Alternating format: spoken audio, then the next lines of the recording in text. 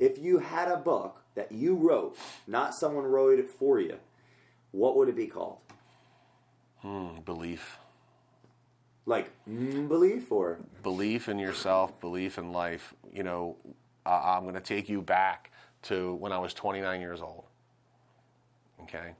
When I was 29 years old, I actually was pretty well financially just because I worked so much, and I lost it all in the stock market, right?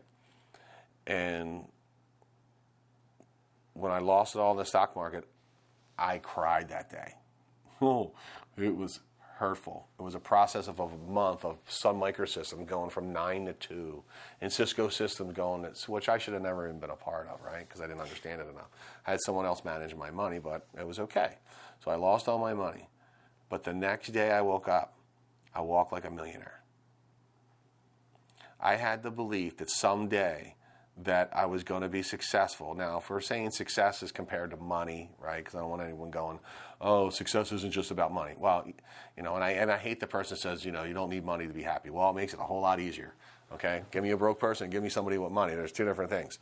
But for me, it's creating something, right? But I want you to understand that next day, I still walk like a millionaire.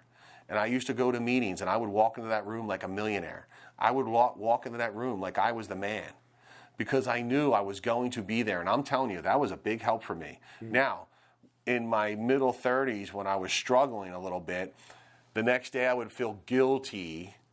I would feel guilty about that kind of walk, right? It's kind of weird. When I went to the meeting, I had to act like the millionaire because we're humans. If you didn't act like you were successful, you could get chewed up, right? I mean, when I sit with someone, I can read them and I can know what level they are within a minute of them talking, just by picking out a couple words.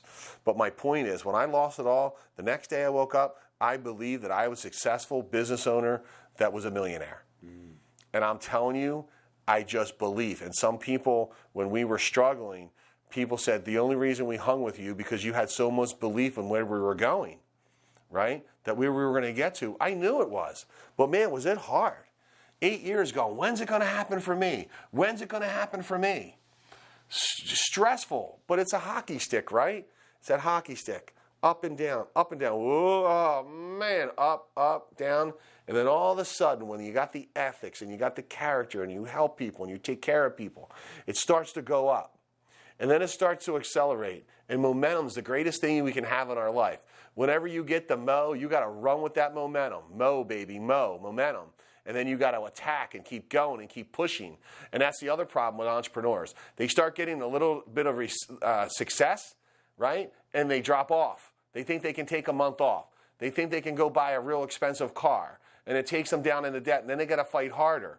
No, when you got momentum, you got to roll with that and go as hard as you possibly can. And if you get it going right, you're done.